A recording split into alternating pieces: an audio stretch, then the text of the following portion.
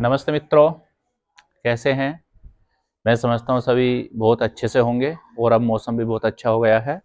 मैं अपने YouTube channel Arvind Sharma मार्गदर्शन पर आपका बहुत बहुत स्वागत अभिनंदन करता हूँ। मित्रों, हमारा संस्कृत प्रकरण चल रहा था और मैंने आपको शब्द रूप और धातु रूप दोनों आपको कराए थे और मैंने आपको अनुवाद भी कराए थे संस्कृत में, जो सामान्य अनुवाद हैं। आज हम आपको जो हमारे संस्कृत अनुवाद होते हैं इसमें मैं आपको कर्ता, क्रिया, ठीक है ना, कर्ता, क्रिया, कर्म, यानी कि पहले कर्ता फिर कर्म फिर क्रिया, इन चीजों को बताऊंगा कि कर्ता कहाँ होता है, कर्म कहाँ होता है और क्रिया कहाँ होती है। ठीक है ना। यदि हमें इन तीन चीजों का मालूम हो गया, कर्ता, क्रिया, कर्म का, तो वाक्य बनाने में कोई भी समस्या नहीं आएगी। और अब जो है बोर्ड के एग्जाम बच्चों के आने वाले हैं, तो इसलिए ये जो है हमारे संस्कृत अनुवाद उस दृष्टि से भी बहुत उनके लिए लाभकारी होंगे। तो बच्चों, आप बहुत ही ध्यान से और मनोयोग से इन्हें देखोगे तो आपका इसमें बहुत लाभ होगा। तो सबसे पहले हम देखते हैं पहला वाक्य, राम पुस्तक पढ़ता है। मैं सबसे पहले आपको यह बताऊंगा कि राम पुस्तक पढ़ता है, तो आप समझ गए होंगे कि ये वाक्य जो है वर्तमान काल का, किसका है, वर्तमान काल का। और इस वाक्य को सभी बच्चे बना भी सकते हैं। कभी कभी ऐसा ही प्रश्न आ जाता है, वो पूछता है इस वाक्य में क्रिया क्या है, कर्ता क्या है और कर्म क्या है। तो इसे हम ध्यान से देखेंगे। राम पुस्तक पढ़ता है, पुस्तक कौन पढ़ता है, राम पढ़ता है। कौन पढ़ता है पुस्तक, राम पढ़ता। तो राम हो गया कर्ता, यानी कि काम को करने वाला। कर्ता कौन हो गया, राम हो गया इसका कर्ता, जो हमारे काम को इसको कर रहा। इसका काम क्या हो गया, राम का काम हो गया पुस्तक को पढ़ना। क्या काम हो गया राम का, पुस्तक को पढ़ना। ठीक है ना।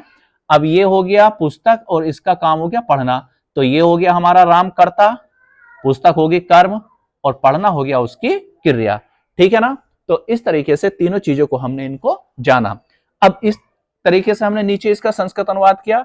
राम की संस्कृत आ गई, राम है। जैसे मैंने आपको राम के रूप करे थे, तो इसी प्रकार से प्रथमा विभक्ति के एक वचन में क्या बनेगा, राम है बनेगा। तो राम आ गया, पुस्तक है क्या बन जाएगा, पुस्तकम। और ये क्या है, क्या क्रिया कर रहा है, पढ़ने का काम कर रहा है। तो ये भी हमारा किसका आ जाएगा, प्रथम पुरुष के एक वचन का, पढ़ती के रूप में। पढ़ती, पढ़ते पढ़ंती चलते हैं ना, तो ये आ गया हमारा पढ़ती के रूप का। ठीक है का, राम है पुस्तकम पठती। फिर नीचे दूसरा वाक्य है, ये तो आपने बिल्कुल समझ लिया होगा, क्योंकि ये मैंने वाक्य आपको बनवाए थे। बे दोनों जो हमारे सर्वनाम थे उनसे मैंने आपको ये संस्कृत अनुवाद कराए थे। तो बे दोनों की देखो हमने संस्कृत लिख दी। क्या लिख दी बे दोनों की संस्कृत, तव लिख दी, यहाँ पर ये तव संस्कृत लिख दी। अब बे दोनों क्या होगा, जैसे ऊपर वाले में राम था कर्ता, यहां पर क्या हो जाएगा, बे दोनों में कर्ता क्या हो जाएगा, यानी कि बे दोनों ही ये कर्ता हो जाएंगे। ये क्या हो जाएंगे, कर्ता। ये हमारा कर्ता हो जाएगा बे दोनों। ठीक है ना, ये कर्ता हो गया। ठीक। और जैसे पुस्तक यहां पर कर्म थी, ऐसे ये भी यहां पर कर्म हो जाएगा। और ये भी पढ़ने का काम कर रहा था ऊपर राम, यहां ये दोनों पढ़ने का काम कर रहे हैं, तो ये हो गया इनका क्रिया। ठीक है। तो अब मैं समझता हूं कि सभी बच्चों को ये बिल्कुल क्लियर हो जाएगा, बिल्कुल स्पष्ट हो जाएगा कि कर्ता क्या होता है, कर्म क्या होता है और क्रिया क्या होती है। इन चीजों को आप बिल्कुल ध्यान से देखना, और कहीं कोई समस्या आती है तो कमेंट्स बॉक्स में आप मुझको लिखना। अगली हम आपको अनुवाद कराएंगे।